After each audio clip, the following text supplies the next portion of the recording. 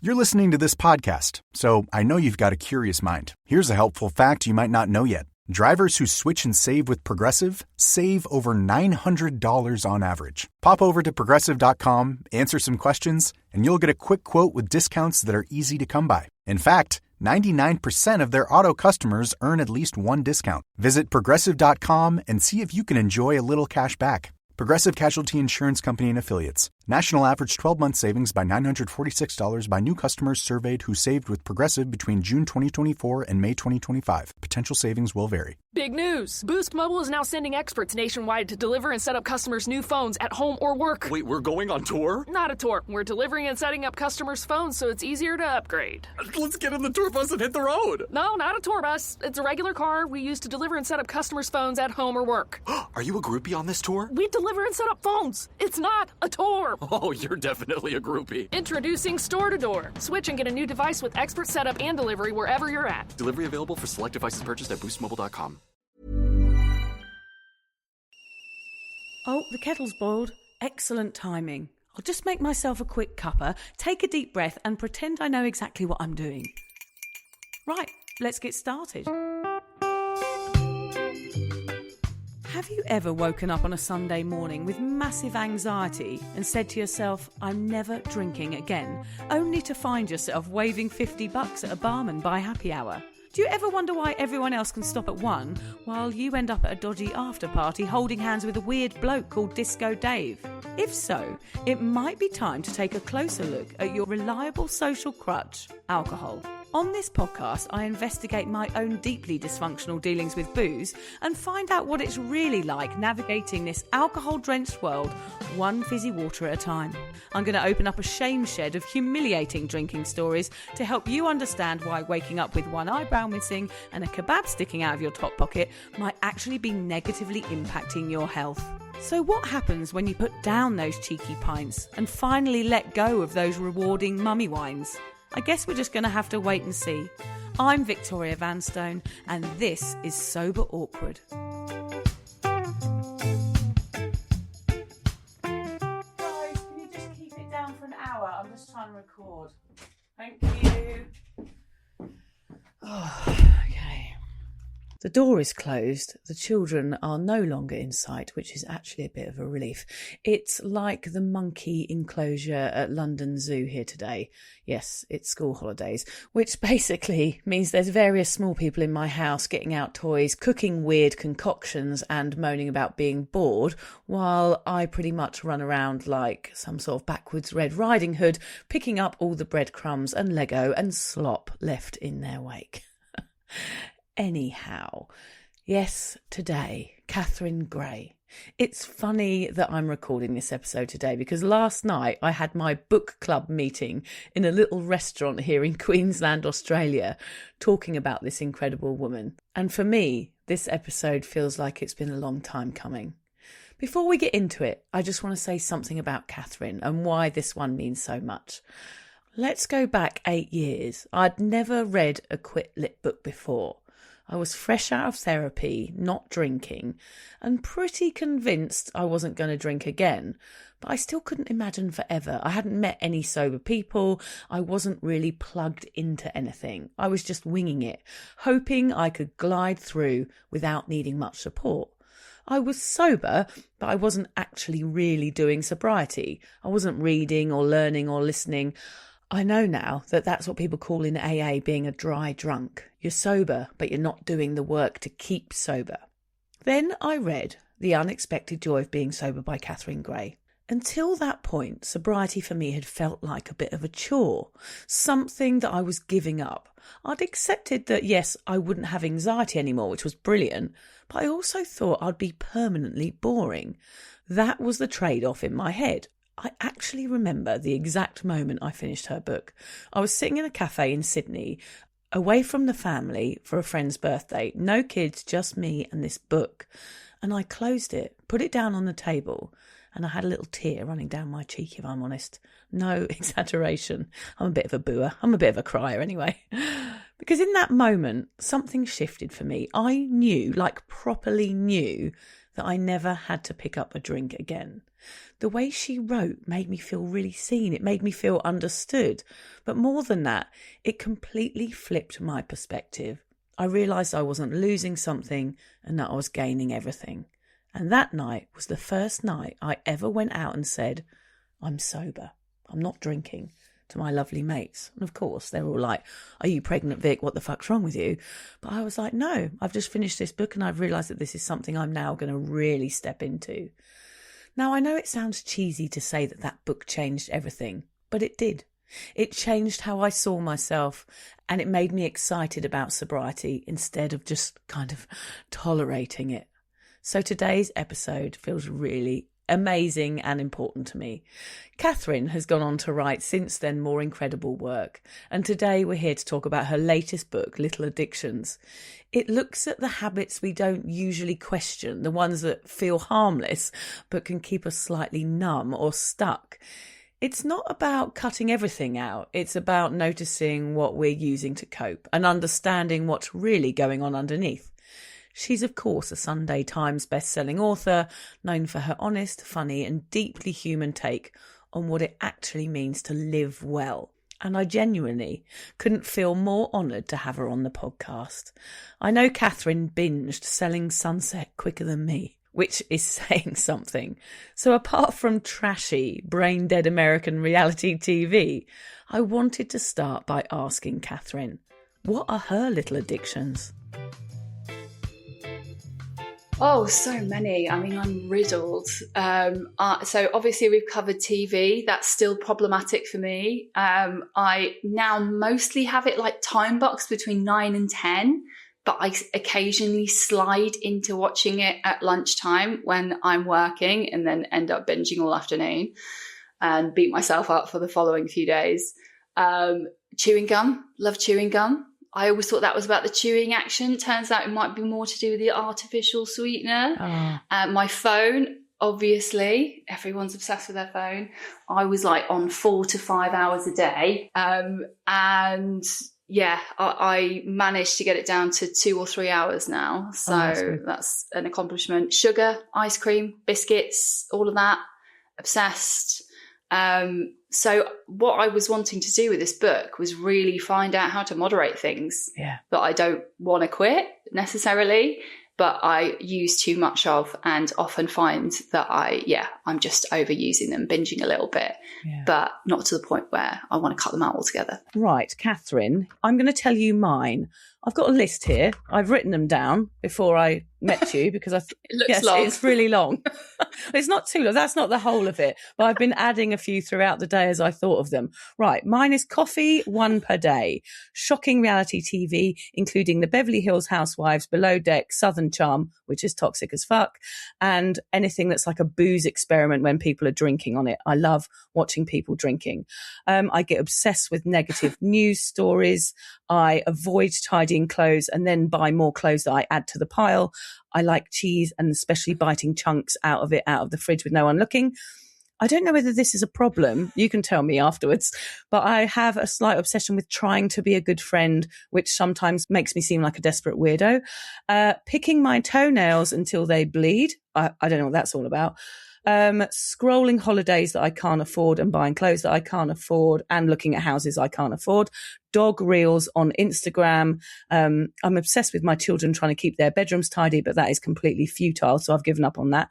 And my main one is coconut yogurt, which is somehow more expensive than my drinking habit. I don't know what's going on there. So yes, there's quite a few. And I consider them quite little normal, like rewards almost, a bit like my drinking habit.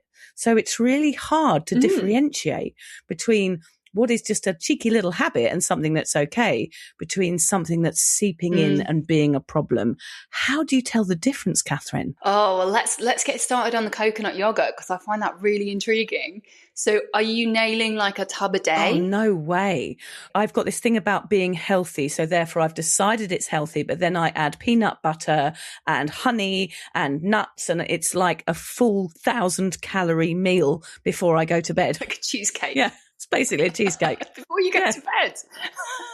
Well, I mean, I love that for you. It does sound really healthy, as well as like a dessert just before bed. But it sounds like if you're not doing it every day, do you go out at weird times to get coconut yogurt? Yes, I do. Okay, all right. This is a bit of a sign that this might be a bit more than a little addiction. Do you get defensive when people tease you about the coconut yogurt? I don't get defensive, but I certainly don't like it if somebody eats it. Okay, so there's a bit of negative emotion there, a bit of anger. Do you spend beyond your means to buy coconut yogurt? Okay, I think your coconut yogurt thing might be more than a little addiction. Right. Oh, it's a big one. Be Don't wear a traffic cone on my head and run down Brighton seafront naked when I have coconut yogurt, which is the difference, I guess. Do you, if you drop coconut yogurt on the floor, would you take a spoon and lift it off the floor? No, I'd probably lick it up. Yeah, okay. All right, yeah. I mean, coconut yogurt isn't making you run around naked, but it is making you do some strange things. Yeah. So, yeah, I diagnose that as larger than little. Okay, right. Interesting. Yeah. I thought that was the smallest one. I have to say, I found the same thing out when I was researching the book about nicotine. I was like, that's a little addiction. That's fine.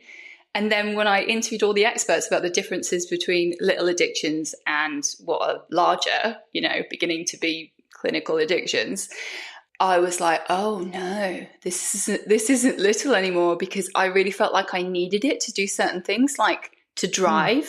I felt like I needed a nicotine lozenge in my mouth.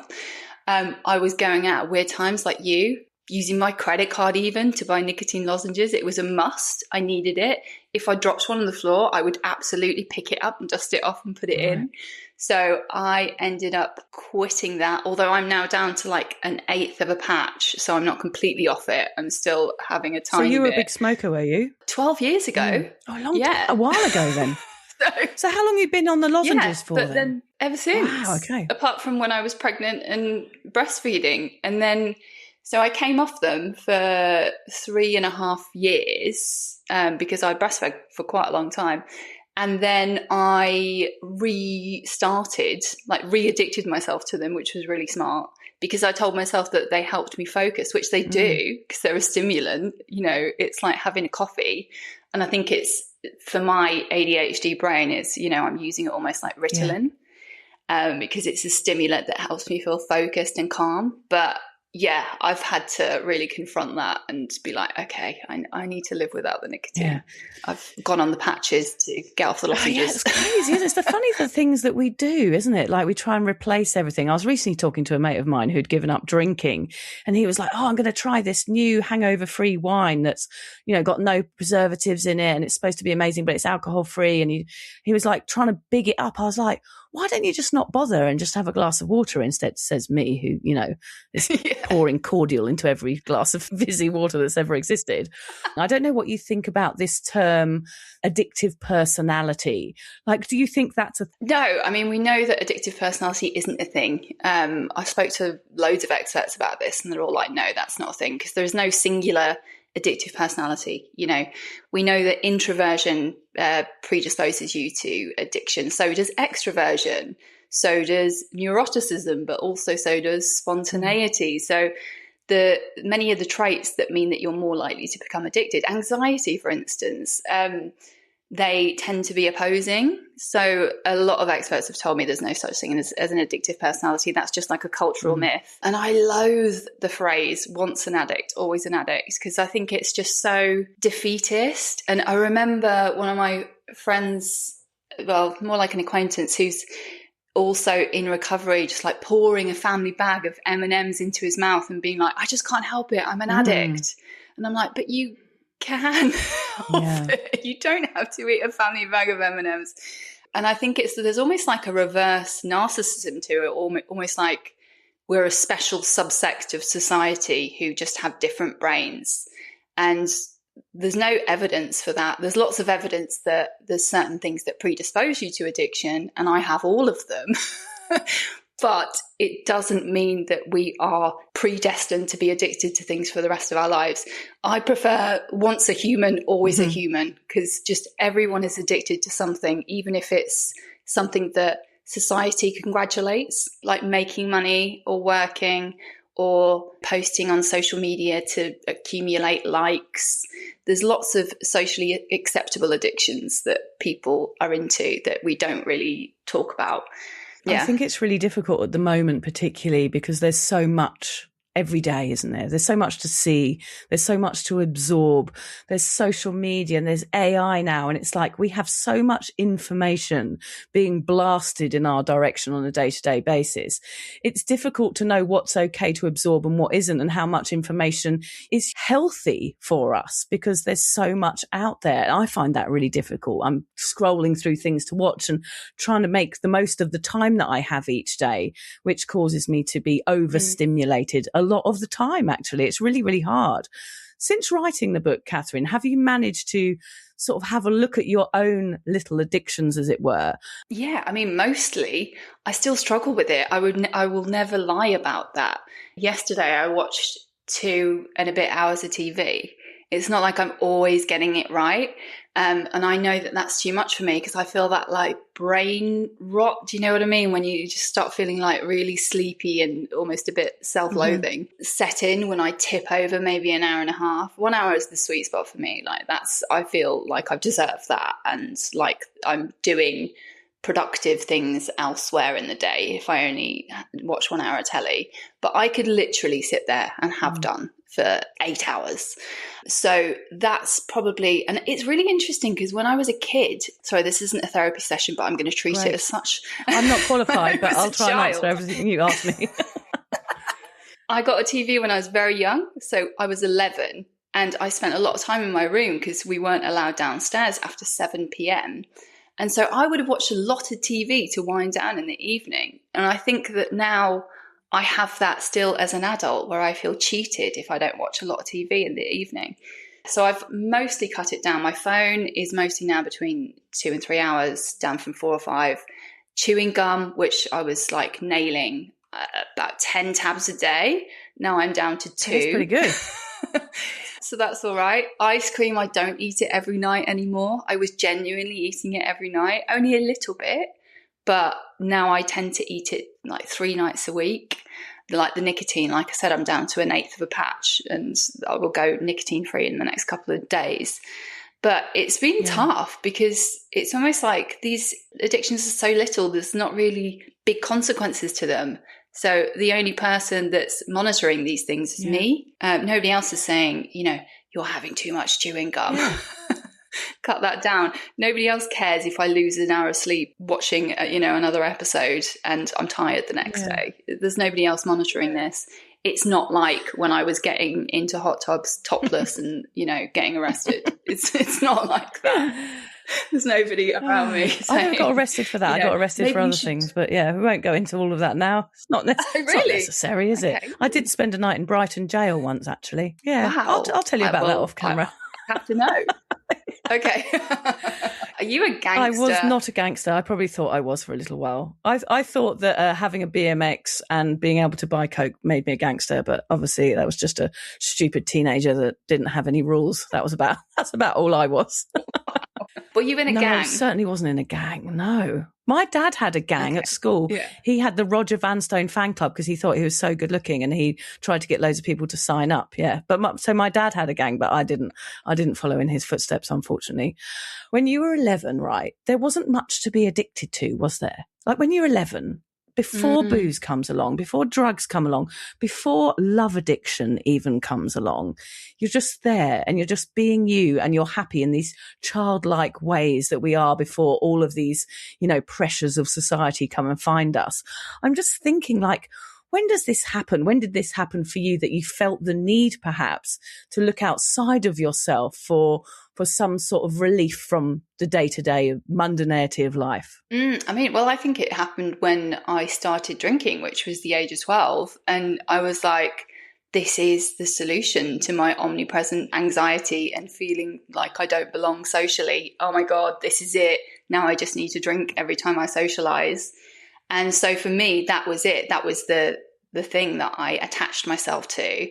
But you're right, there just wasn't the volume. I mean, even though I had a TV, it was mostly rubbish. Now there's so much TV that you could never watch all of it. It's all pretty much good, apart from, ITV. It's voluminous. There's just so much. And the same with the phone. Like, it's bottomless scroll. It's bottomless bowls. order via an app and it arrives on your doorstep half an hour later. And that includes booze, which is really problematic. So we are just completely overwhelmed by stuff that we can overconsume the whole time, and it's affordable and it's there and we have access to it constantly because of our phones. It's crazy, yeah. So, it's crazy because we don't know how to handle it. That's another point I remember reading in the book was like, you say we don't really have the playbook for this, no clear structure or coping strategies to draw on. It's not like other addictions that are often linked to trauma or family patterns or something more obvious where support is easier to find, like because you can't find support for watching Southern Charm, for example. These little addictions can feel too small, which is why we don't take them too seriously, which makes them easier to ignore, doesn't it? We ignore them because we just think, well, this is something that we do. It isn't that bad. I'm not, on a park bench clutching a bottle of Jack Daniels. I'm not watching the phone for 15 hours a day. Yeah. And it becomes normalized as well. I mean, it's completely normal within my social circle to spend 4 or 5 or even 6 hours on the phone each day. And, 2 hours of that is on social media usually or WhatsApp. So it just becomes, all of us are doing it. So that's okay. And all of us are doom scrolling in bed. So that's okay. But we're not really thinking about the impact upon us. And I just wanted to start feeling like I had agency and mastery over what I was using and how I was using it. And that's what I found when I was writing the book, mostly. But I think you're somebody who's got sober. And I think once you do that, like I know the work still continues and there's still loads to do and other fuckery comes up like ADHD and like all of perimenopause and all of these things come, falling down onto us and we have to deal with the next thing. But I probably imagine for somebody who has already gone sober, dealing with a little addiction and overcoming it is probably a little bit easier, actually. Yeah, I mean, you would think so. And I think that is true to a certain extent because we have the tools. But what I found was that I'm really good at quitting stuff, not so much moderating stuff. Like I needed to learn new tools for that. But definitely a lot of the tools are transferable, like emotional regulation and restriction, adding in friction, reducing friction for the things that you want to do. A lot of those things are really similar. But I did learn a bunch of new tools that I had no idea existed because I'd never tried to moderate anything. Yeah. Did you ever try to moderate your drinking? Oh, yeah. I mean, I did, and I failed spectacularly. So I had this little moderation rule book, like this little golden notebook where I wrote down all the things that I was going to do. Like I was only going to drink 3 nights a week and I was going to drink this amount and I was going to have a soft drink every other time and go to the gym before the bar and all these things that would work for maybe a week or two and then like slide out of my grasp and I would end up completely shit-faced and getting arrested in Brixton for being drunk and disorderly. So it didn't work. But now, so with alcohol, I don't think I ever would have had a chance of moderation. I got attached to it too young and I was way too attached to it. I was physically addicted to it by the end. And actually, what's really interesting is a lot of people think they're not physically addicted to alcohol, but a hangover is a withdrawal. It's just a mini withdrawal. And that's your body withdrawing from the substance. So every hangover is a sign of some like small physical addiction.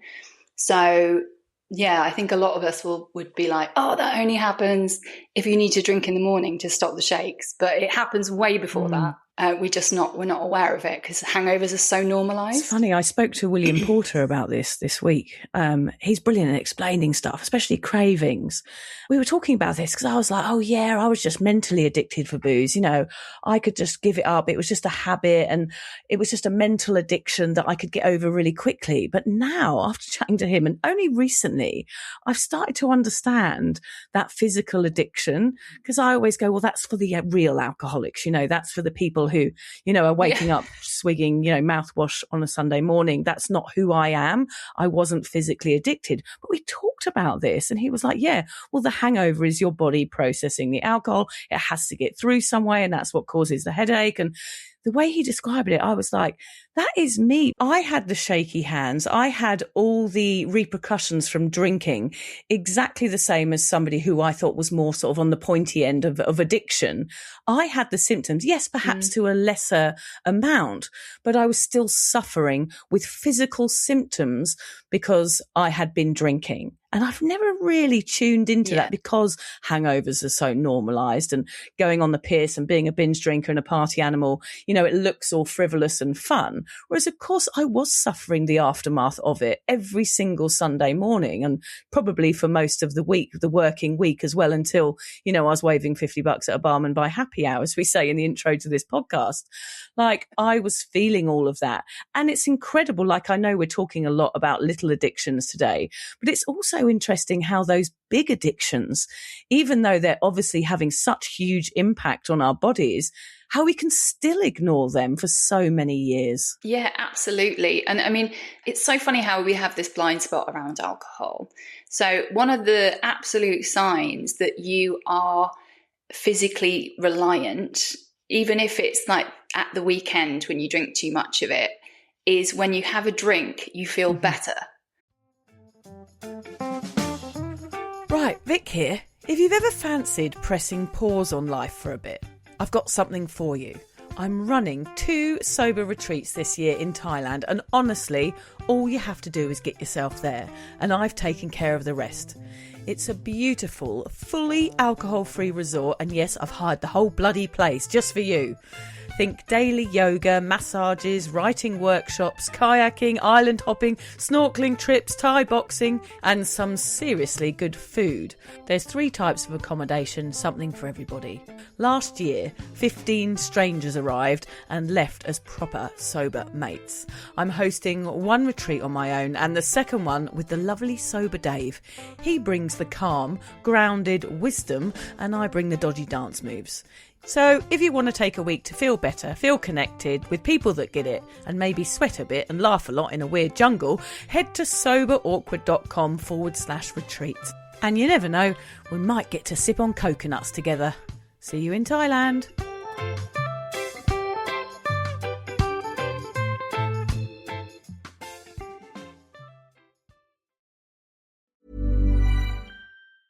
Not feeling the spring energy yet? You're not behind. With Grow Therapy, you can start small, like talking to someone who gets it. Covered by insurance, built for real progress. Whether it's your first time in therapy or your 50th, Grow makes it easier to find a therapist who fits you, not the other way around. You can search by what matters, like insurance, specialty, identity, or availability, and get started in as little as 2 days. And if something comes up, you can cancel up to 24 hours in advance at no cost. Grow helps you find therapy on your time. Whatever challenges you're facing, Grow Therapy is here to help. Grow accepts over 100 insurance plans. Sessions average about $21 with insurance, and some pay as little as $0 depending on their plan. Visit growtherapy.com/ACAST today to get started. That's growtherapy.com/ACAST. growtherapy.com/ACAST. Availability and coverage vary by state and insurance plan.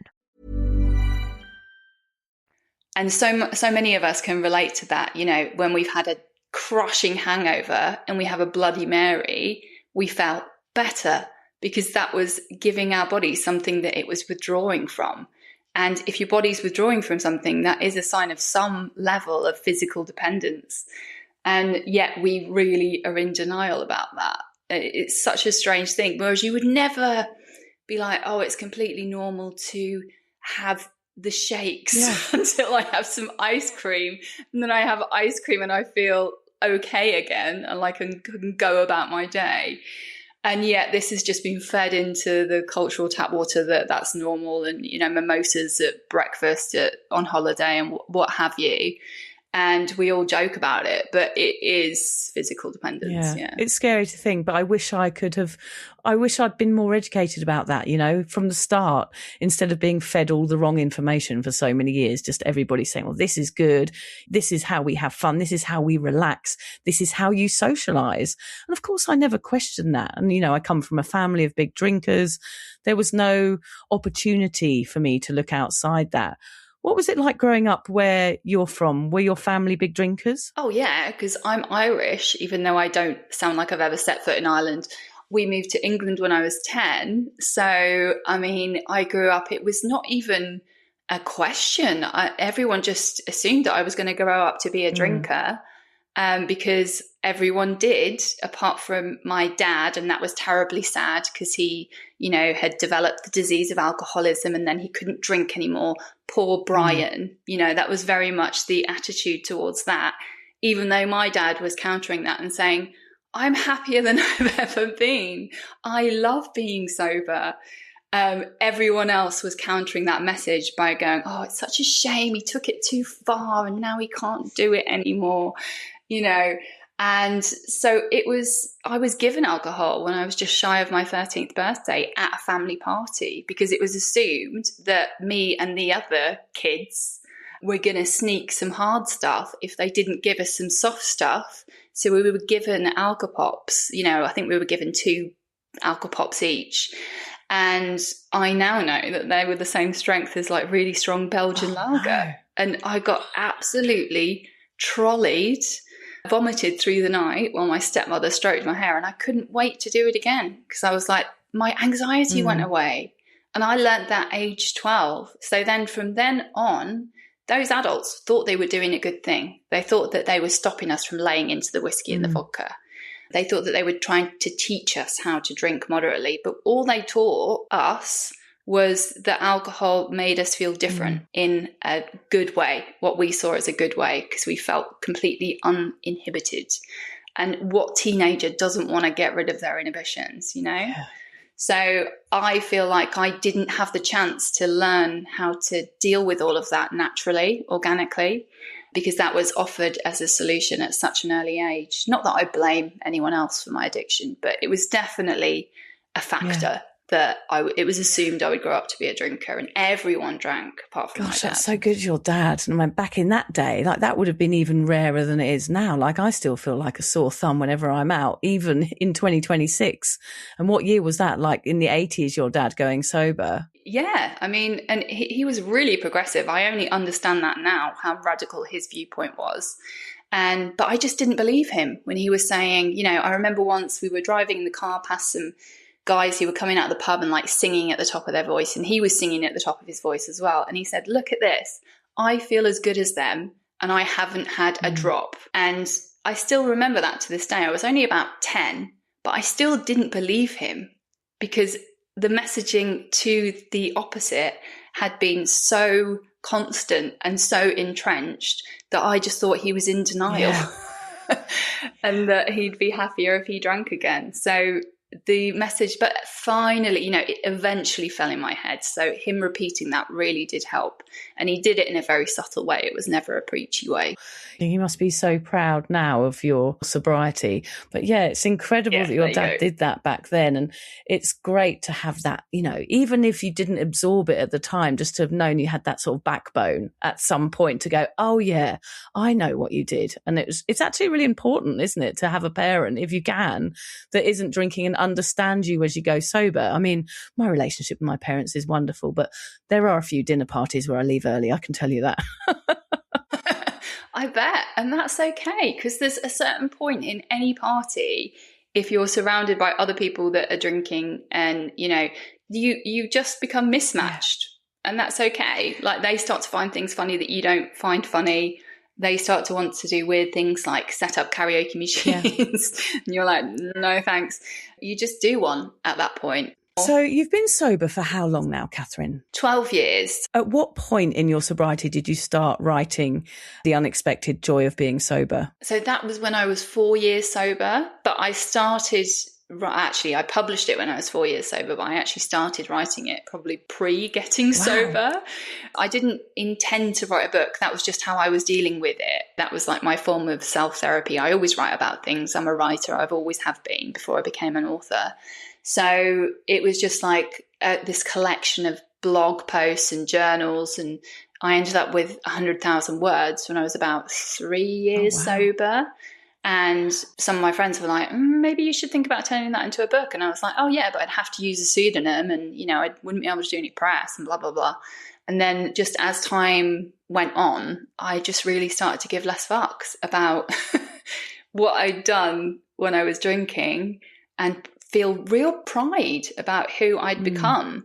And I think the further you get into it, the more you're like, oh, I can have compassion for that person and, you know, the things that she did, even though some of them, like the cheating, I was unfaithful to almost every partner, the lying, the calling in sick, the shoplifting. I liked to shoplift when I was a teenager. All of those things that I did, which I now like strongly morally oppose. I would not do those things now. I can forgive myself for then, because I just feel like now I'm the person I was meant to become. And alcohol sort of threw me off track morally and so many other different ways. I think that's what happens. The further you get away from, you know, the drinking, the more you can be like, oh, you know, that happened.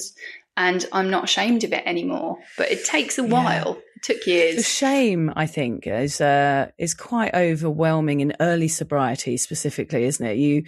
You tend to feel, I mean, I was getting anxiety because I couldn't look after my children. I'd tried moderation for years and I couldn't look after my kids on a Sunday morning. I'd just become a mum. I was a mum for a second time and I was doing that reward wines, going out with the mothers group at the weekend and letting my hair down, as it were. And you know, it's the same thing. I'd wake up and be like, oh my God, I can't do this anymore. What's wrong with me? And then the pattern would repeat itself again and again and again until the shame was so overwhelming that it was causing anxiety attacks. And funnily enough, I had an email today from a mum who was trying to deal with her shame in sobriety. She was like, I have so much shame about raising my kids as an alcoholic that it's almost making me want to start drinking again. She was flooded with this guilt that was so overwhelming. Her kids had grown up with her drinking around the house for 18 years, she'd said.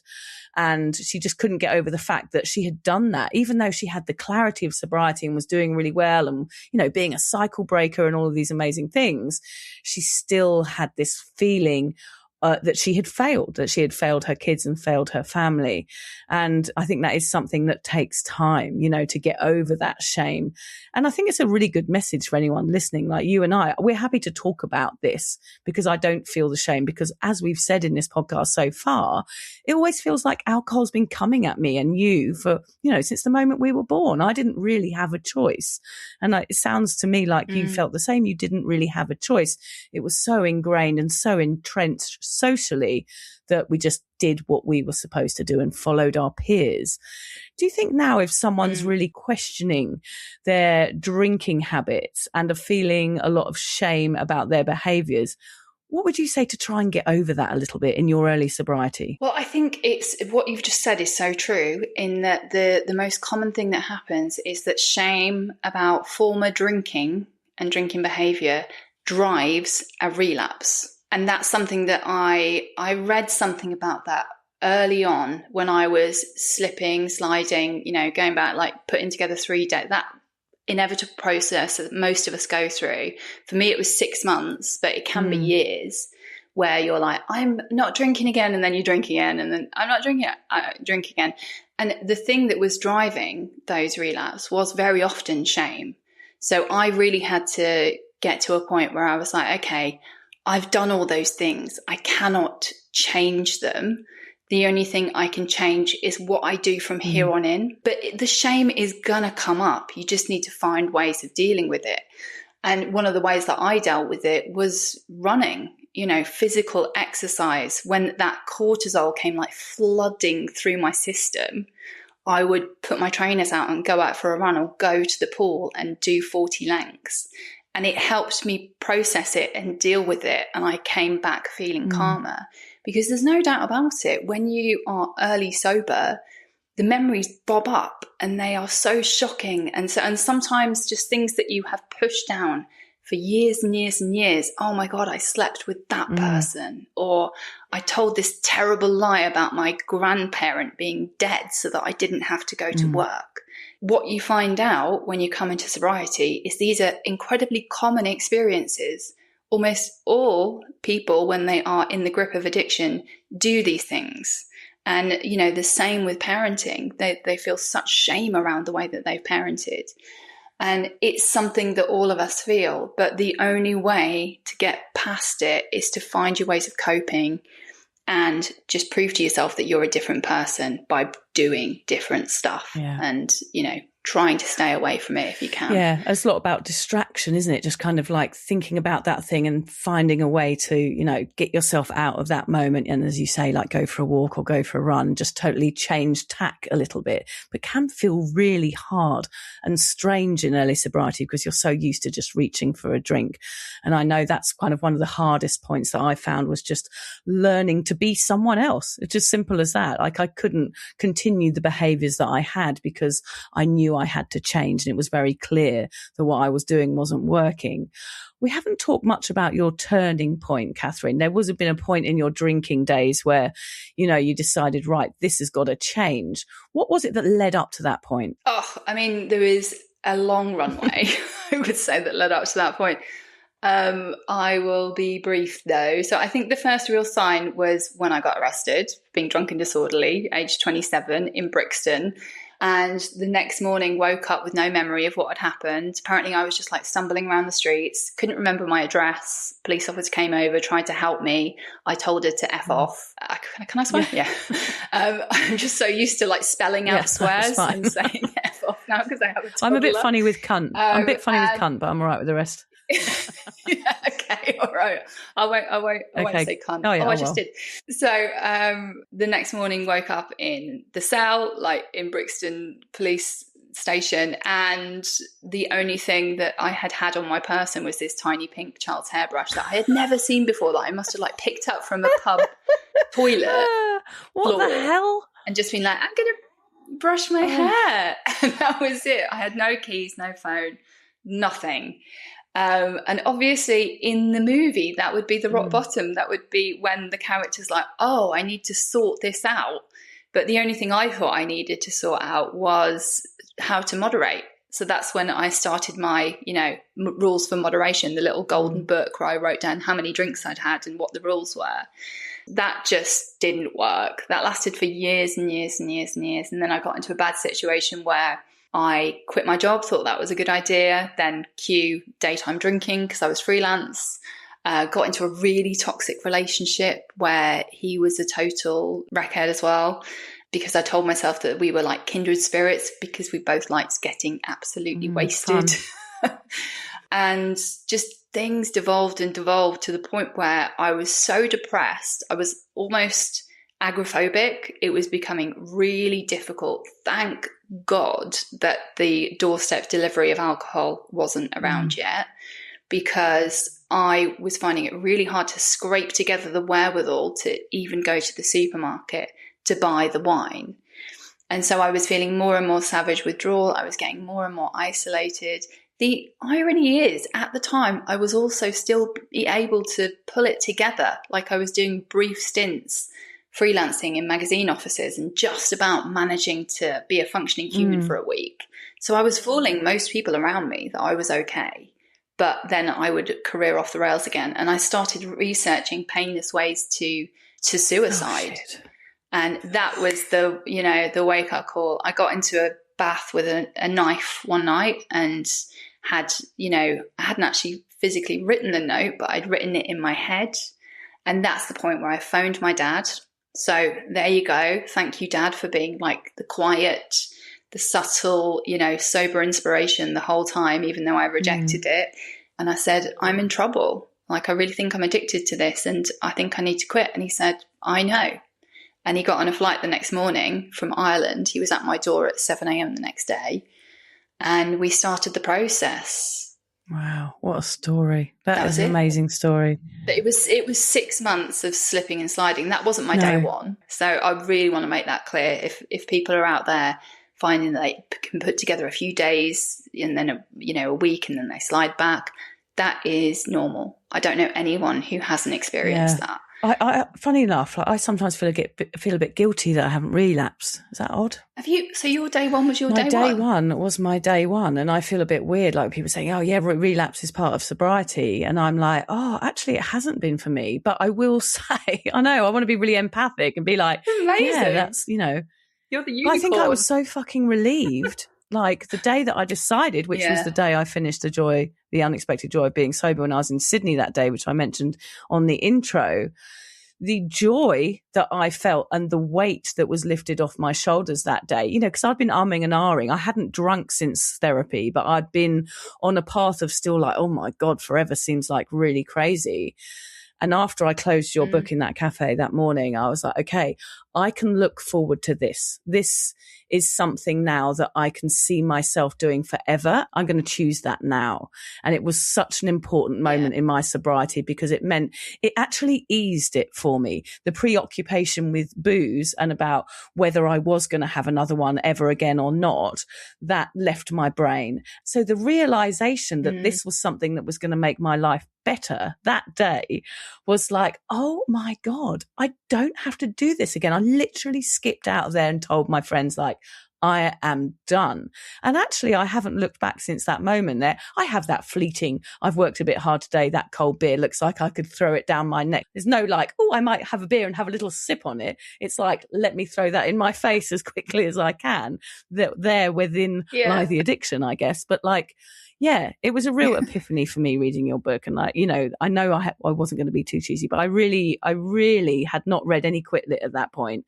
And it was just absolutely life changing for me. And it led me, to write my own book and write 2 books and start this podcast and everything else. So I really appreciate you and your story. Excuse me, I'm getting a bit overexcited and knocking my mic around. I just have to say how much I loved it. And it was such a wonderful book to read. And for anyone out there who's starting on their sober journey, I must say that book, it's so relatable. I think that's the word I will say. It's just so bloody relatable. And since then, Catherine, you've written how many books? Oh, I think I'm just about to start my 8th. Your 8th? But thank you for those words. That's so kind. It's my pleasure. And that means so much to me. You're amazing. And I'm wondering if your next book is going to be The Unexpected Joy of Having Kids or something, is it? I don't know if I'm going to do any more unexpected joys, but I guess never say never. I have been like toying with the idea of the unexpected joy of midlife. I don't know. But I'm only like 46, so I feel like just about to turn 46, so I feel like I need to earn it a bit more before I write about that. We're so similar, because I'm 30,000 words into Hot, Lost and Extremely Furious, which is the new title of my next book. Yes. Oh my gosh, that sums up perimenopause. Yeah, I'm in the midst of that. Are you on HRT? Yes, I'm on HRT. Yeah, I've just started about a year ago. Yeah. I'm on estrogen and I'm on the progesterone pill. I had to take it because I was having bouts of wanting to shove my head into a drain and die. So like fully out of character, anger and hatred towards the world. And the annoying thing is that I was traveling around the world with my kids for 7 months when it happened. It was like the trip of a lifetime where it was all supposed to be this like tech-free heaven where we were going to travel the world and be like these crazy backpackers. And I was like a troll the whole time. Hot, lost and extremely furious. I mean, I relate. I spent, and I thought it was postnatal rage. I didn't know what was happening because I didn't know that in my family it's extremely common. So my mum and my grandma both went through the menopause, like literally their period stopped aged 45. So I didn't know that it's common for it to like come in really fast and hard in early 40s. So I just thought it was parenting. Yeah. I thought that's what was making me so angry. And I was experienced like I was throwing things, not at anybody. Nobody was witnessing it, but I threw a tub of hummus, which was a really bad idea. Crazy. And then I threw a pepper, which was also a bad idea because it turns out they explode. But I've never even felt the urge to throw anything in my life. And then suddenly I was feeling like this overwhelming, like Hulk-like rage inside of me, and often triggered by the kitchen and the fridge because I just felt overwhelmed by it. And now that's gone away completely with HRT. So there you go. I was throwing shampoo bottles because I found that they made a dent in the wall. So I was throwing them into the bathtub where they made quite a satisfying loop around and then hit the wall, which wasn't quite as dramatic, but still really satisfying because it went on like a journey. ricochet. Good. The shower was your trigger. Yeah, the bathroom. Because I was usually hiding in there, you see. So I was just generally in the bathroom when the kids were just being overwhelming. And I think like you, I had a baby at 42. I've got a 14-year-old, a 7-year-old and a 10-year-old.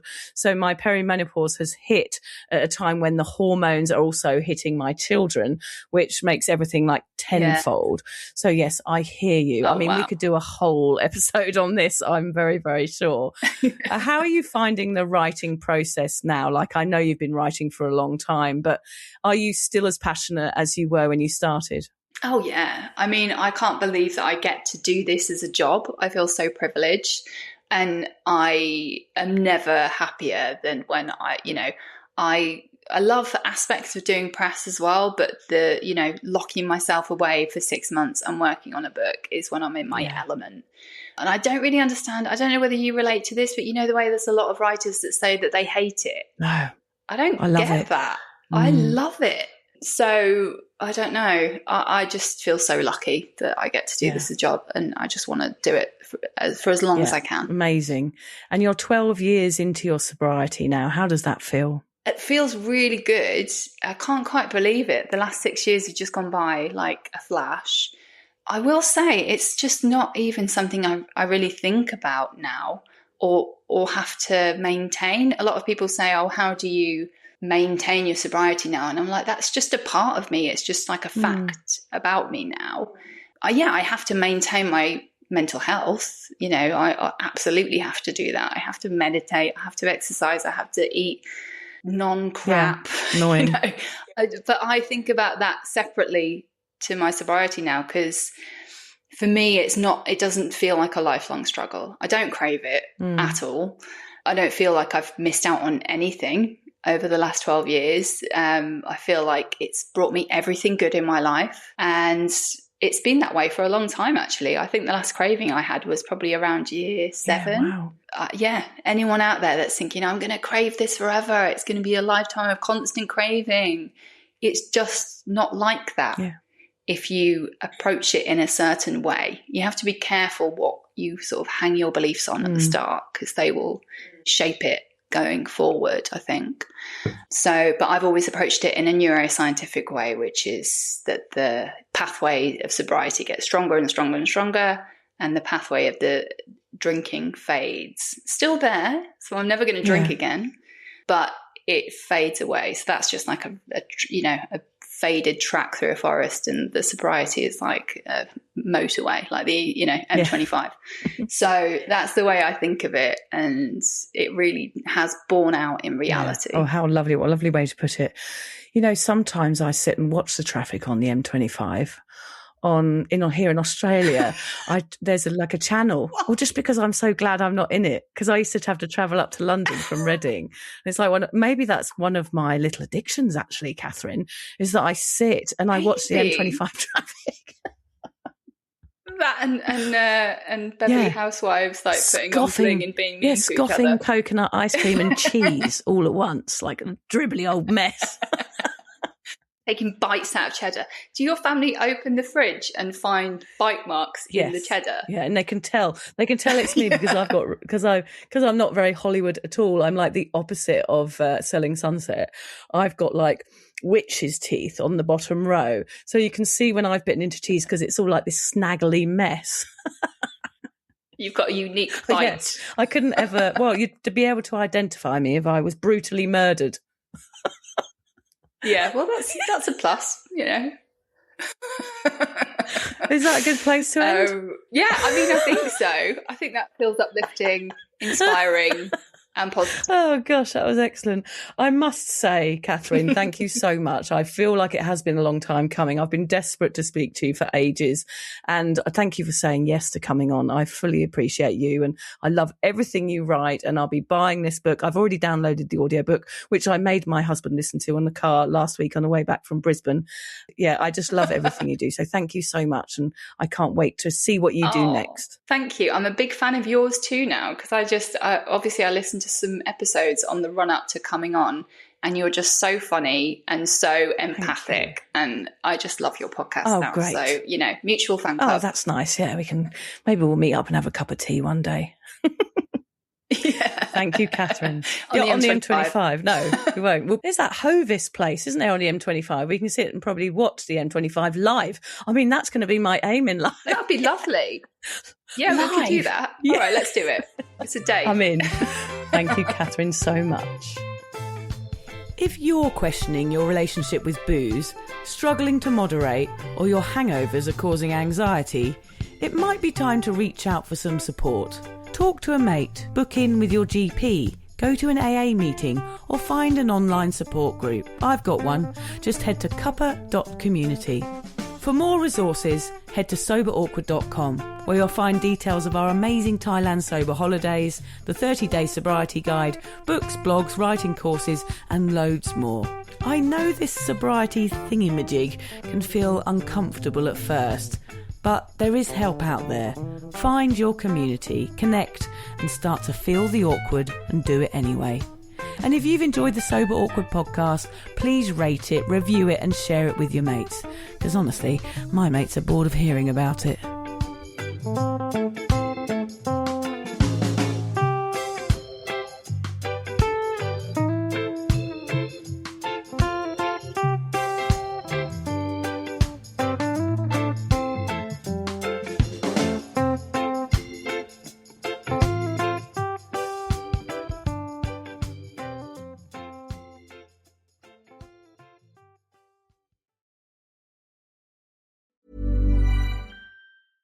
Insurance isn't one size fits all. That's why drivers have enjoyed Progressive's Name Your Price tool for years now. With the Name Your Price tool, you tell them what you want to pay, and they'll show you options that fit your budget. So, whether you're picking out your first policy or just looking for something that works better for you and your family, they make it easy to see your options. Visit Progressive.com. Find a rate that works for you with the Name Your Price tool. Progressive Casualty Insurance Company and Affiliates. Price and coverage match limited by state law.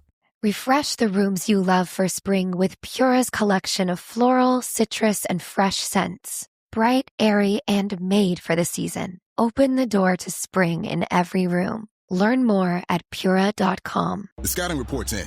Unlock the savings at Boost Mobile. Get unlimited wireless for $25 a month forever and keep your phone. It's a veteran move. Unlock the savings at boostmobile.com/unlock. $25 forever. Requires customers to remain active on Boost Mobile Unlimited Wireless Plan. For full offer details, visit boostmobile.com.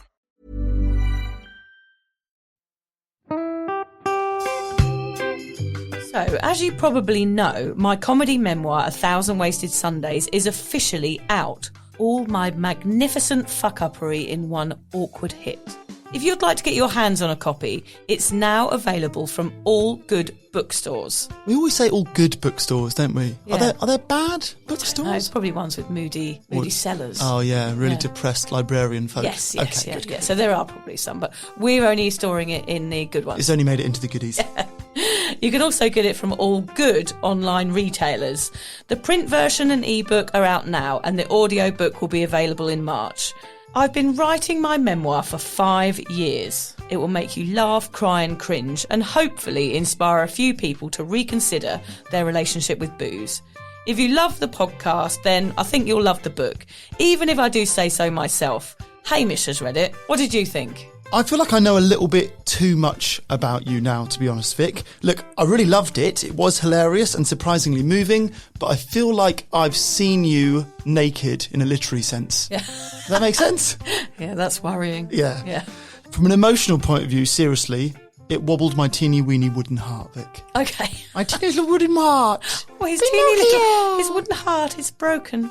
Anyway, so if you do manage to get your filthy mitts on a copy, please do me a favour and head to goodreads.com and give me a review. Doing that will help me get it out there to those that need a bit of sober support. So there you have it. My story, unwanted warts and all. Come and get awkward with me. Not to be too demanding or anything, but seriously, go and buy it now. Yeah, go and buy it. Go and buy it right now. Yeah, don't just tell your friends, buy it, and then buy your friends one or two. Yeah, don't give them a copy, buy it. Yeah. And you know what? Don't be careful where you store it. If you lose it, you can always buy another 5. Yeah, buy another one. Yeah.